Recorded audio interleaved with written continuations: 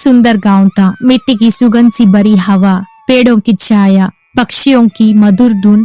उस गांव के बीच में एक बड़ा सा घर था। वो था मोहन जी का घर।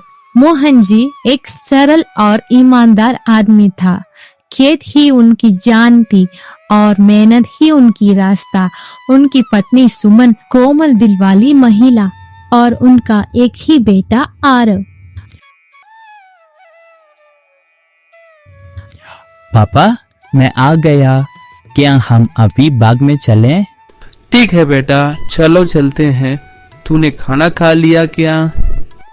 मुझे अभी भूख नहीं है पापा, मैं बाद में खा लूंगा। ठीक है बेटा, चलो अभी चलते हैं। हर शाम उनके लिए एक नई जिंदगी लाती थी। मिट्टी की खुशबू, पसीने की मेहनत, वही उनकी परिवार की खुशी थी। आरव, लगता है बारिश होने वाली है बेटा। काफी काम हो गया, अभी घर आ जाओ ना बेटा। माँ, थोड़ा सा काम बाकी है, मैं अभी काम खत्म कर लूंगा।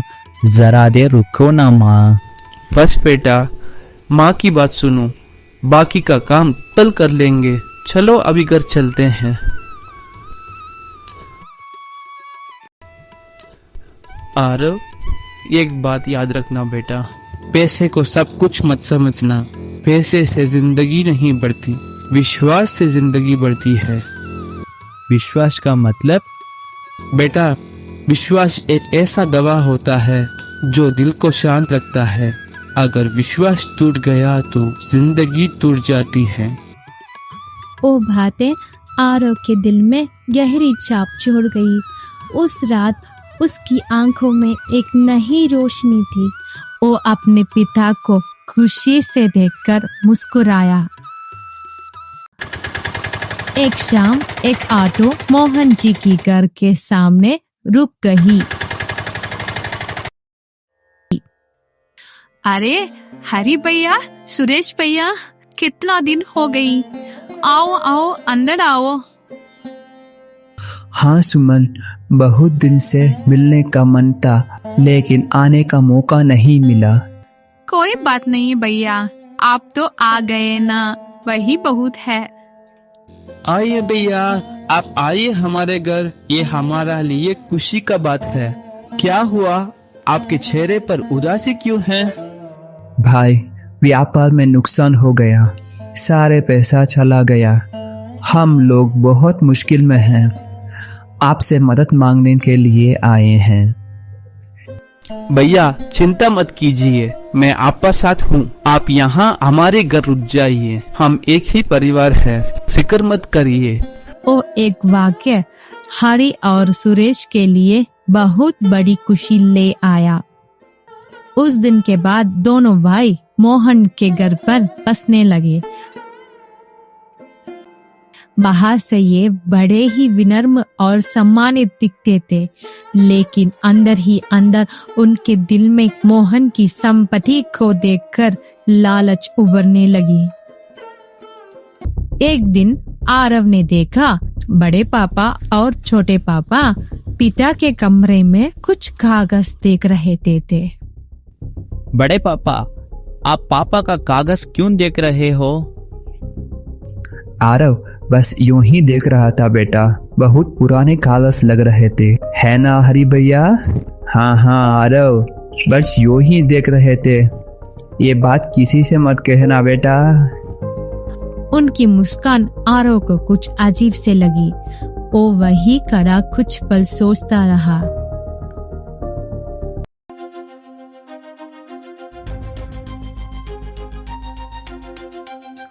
माँ, ये बड़े पापा और छोटे पापा क्यों पापा की कागज को देख रहे हैं?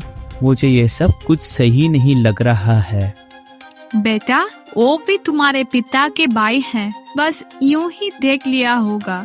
बुरा मत सोचो बेटा, विश्वास रखो बेटा। माँ की बात मानकर आरव ने उन दोनों पर पूरा विश्वास कर लिया था।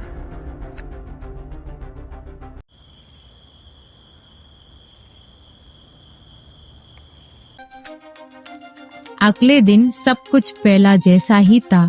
लेकिन आरव के मन में अभी भी एक हल्का सा संदेह बाकी था। आरव, देखना इस बार फसल कितनी खूबसूरत बढ़ रही है। लगता है इस साल फसल कमाल की होगी। हाँ पापा, मैं भी एक दिन आपकी तरह बड़ा किसान बनना चाहता हूँ। ऐसा क्या बेटा, अगर तू मेरा तरह मेहनत करेगा तो तू अभी से किसान बन जाएगा। जहाँ मेहनत है वहाँ भगवान भी साथ होता है। दिन बीत गई। मोहन अपनी मेहनत और विश्वास में पूरा तरह डूब गया था, लेकिन उन्हें क्या पता था वही विश्वास उनकी जिंदगी बदलने वाली है। भैया, ये मोहन हमें कभी भी किसी बात पर शक नहीं करेगा। अगर हम इस फाइल पर मोहन से साइन ले लें तो ये जमीन और ये घर दोनों हमारे हो जाएंगे। हाँ भाई, उसका विश्वास ही उसकी सबसे बड़ी कमजोरी है। आज मैं उस मोहन की कहानी खत्म कर दूंगा। जैसा ही आरव आता हुआ नजर आया, दोनों तुरंत बात करना बंद कर दिए।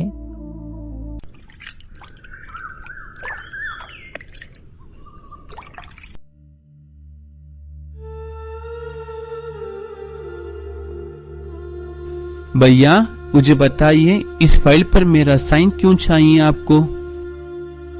भाई, बस तुम्हारे खेत की अप्रूवल लेने के लिए तुम्हारी साइन मांग रहा हूँ। जब अप्रूवल मिल जाएगा तो तुम्हारे जमीन की कीमत बढ़ जाएगी, इसीलिए तुम्हारा साइन चाहिए। मुझे आप पर पूरा भरोसा है भैया। आप मेरे लिए हमेशा अच्छा ही सोचेंगे। मैं अभी साइन कर देता हूँ। वो साइन एक ऐसी दस्तखत थी जो एक जिंदगी का दरवाजा बंद करने वाली थी, और उन्हें इसका जरा भी अंदाजा नहीं था। आरव और सुमन शांत जिंदगी जी रहे थे। उन्हें क्या पता था उनके घर के हर कागज पर अभी किसी का और नाम लिख जा रहा है। माँ, ये बड़े पापा और छोटे पापा पापा के बारे में कुछ बातें करते हैं। जब मैं पास जाता हूँ तो वो तुरंत चुप हो जाते हैं। मुझे कुछ गलत होने वाला जैसा लग रहा है। माँ, बेटा, उस बारे में चिंता मत करो, तुम्हारे पापा सब कुछ देख लेंगे। लेकिन विश्वास के नाम पर चल रही साजिश दिन पर दिन बढ़ती जा रही है। एक दिन मोहन का परिवार खुशी से बातें कर रहा था, तभी पुलिस अधिकारी घर में घुस आए।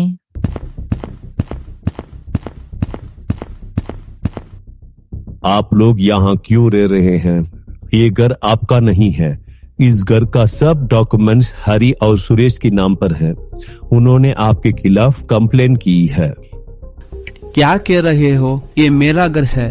ये कैसे हो सकता है? अगर विश्वास नहीं है तो डॉक्यूमेंट्स चेक कर लो। ये मेरा घर है। पुलिस साहब, इन लोगों को यहाँ से निकाल दीजिए।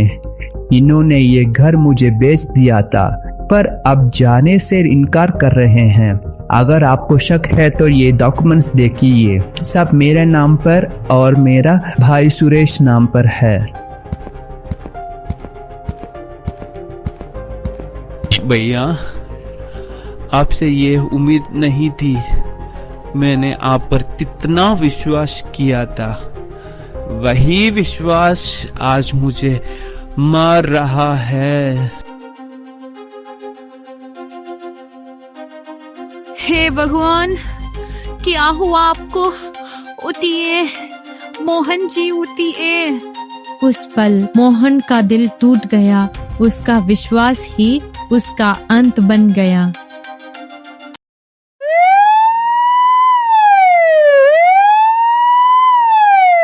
हमें माफ कीजिए, हम उन्हें बचा नहीं पाए।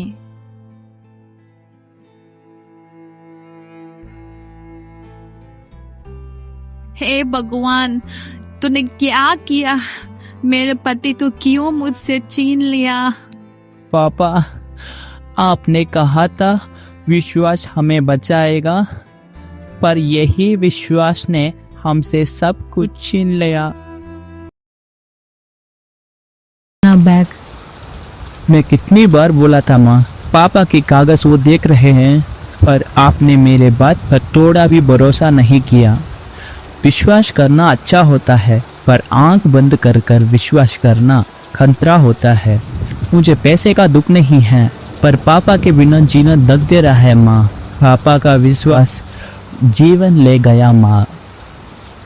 मुझे माफ कर दो बेटा, मुझे ज्यादा संभाल करके रहना था। अगर मैंने ध्यान दिया होता तो आज तुम्हारे पापा जिंदा होते। मेरे और तुम्हारे पापा का अंधभरी विश्वास जिंदगी में मिट्टी पर गिर गया। माँ उदास मत हो, पापा की यादें हमारा साथ रहेगी। वो लोग अपनी जिंदगी जी लेने दो माँ, और हम अपना रास्ता खुद बनाएंगे, फिक्र मत करो। बारिश धीरे धीरे रुक गई थी। आसमान अब हल्का रोशनी देने लगा था। सुमन और आरव सड़क के किनारे बैठे थे। ना खाने के लिए कुछ था, ना हाथों में पैसा, ना और रहने के कोई जगह। उनके पास सिर्फ मोहन का पुराना बैग था।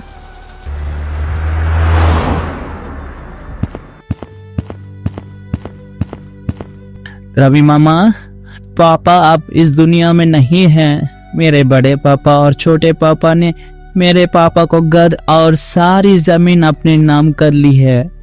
अब उन्होंने हमें घर से निकाल दिया है। अब हमारे पास ना पैसा है, ना खाना, ना रहने का जगह है। क्या कह रहे हो बेटा? मोहन मेरा सबसे बड़ा अच्छा दोस्त था। तुम सड़क पर कैसे रह सकते हो? मेरे घर के पास एक छोटी झोपड़ी है, तुम दोनों वहां रह सकते हो। तुम्हारे को क्या मदद चाहिए मेरे से पूछो। मैं तुम्हारे लिए जितना मदद कर सकता हूँ उतना जरूर करूंगा। चलो मेरे साथ। रवि भैया, भगवान ने आपको ही हमारे पास भेजा है। आपकी मदद मैं जिंदगी भर नहीं भूलूंगी। बहुत धन्यवाद भैया। अब से तुम यहाँ रह सकते हो। कुछ भी जरूरत हो तो बेफिक्र होकर कहना, मैं जरूर तुम्हारे लिए मदद करूंगा। बहुत बहुत शुक्रिया भैया। माँ, अब हमें जिंदगी को नया शुरुआत देना होगा। मैं मेहनत कर कर आपके चेहरे पर मुस्कान लौटाऊंगा। तुम बिल्कुल अपने पापा जैसा ही हो बेटा। मेहनत ही तेरा रास्ता बनेगी।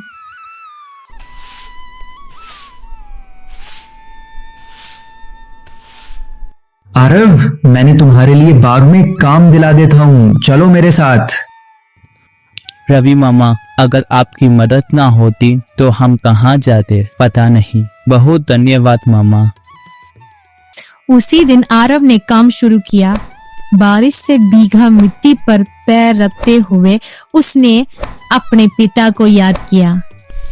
वो हर दिन मेहनत करता रहा, मिट्टी खोदा, पानी देता, पौधों का पोषण देता और फसल उगाता, लेकिन मिलने वाली मजदूरी बहुत कम थी।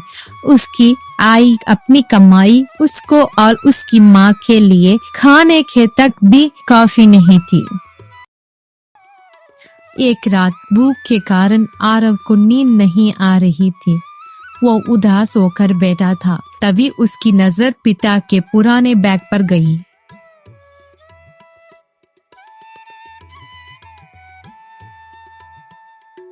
उसने धीरे से बैग खोला। उसमें एक पुरानी फाइल, कुछ कागज और छोटी डायरी मिली। ये जमीन मेरे परिवार का भविष्य है, इसको कोई छीन नहीं सकता। माँ, माँ उठ जाइए, जल्दी आइए माँ। देखिए माँ, पापा ने कुछ कागज रखे हैं। ये तो जमीन का कागज लगता है। क्या कह रहे हो बेटा? इस फाइल में सब लिखा है। यहाँ एक एड्रेस भी लिखा है, लेकिन ये तो किसी पहाड़ी इलाका जैसे लगता है। तो कल सुबह ही वहाँ चलते हैं, इसके बारे में चर्चा करेंगे। अगले सुबह वो दोनों उस एड्रेस पर गए। वो एक गांव के किनारे पहाड़ी जगह थी। वहाँ एक सरकारी अधिकारी मौजूद था।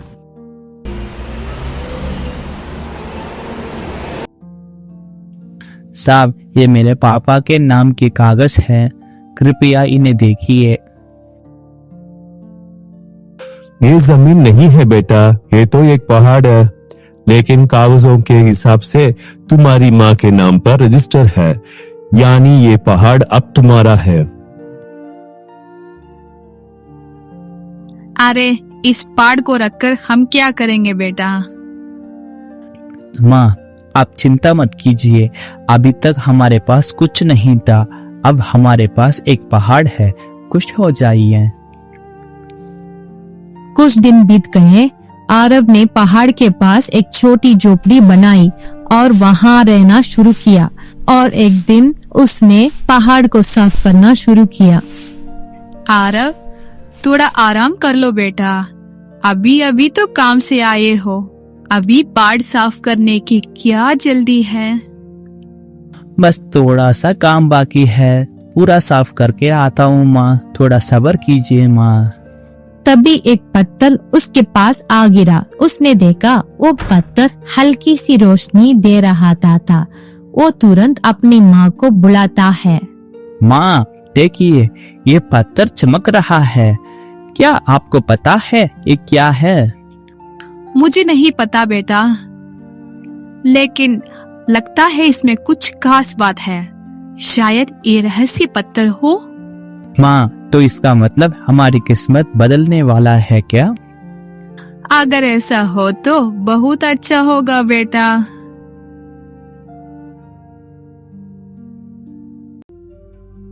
अगले सुबह आरव उस पत्थर को नजदीकी जियोग्राफिकल रिसर्च सेंटर ले आया। वहाँ के अधिकारी ने पत्थर को देखकर हैरान हो गए और कहा, ये आम पत्थर नहीं है, ये एक रेयर ग्रेनाइट स्टोन है। इसका दाम 50,000 रुपया पर किलो तक होता है और विदेश में इसका बहुत डिमांड है। क्या आप क्या कह रहे हैं साहब? बहुत धन्यवाद। माँ, ये आम पत्थर नहीं है, ये ग्रेनाइट स्टोन है।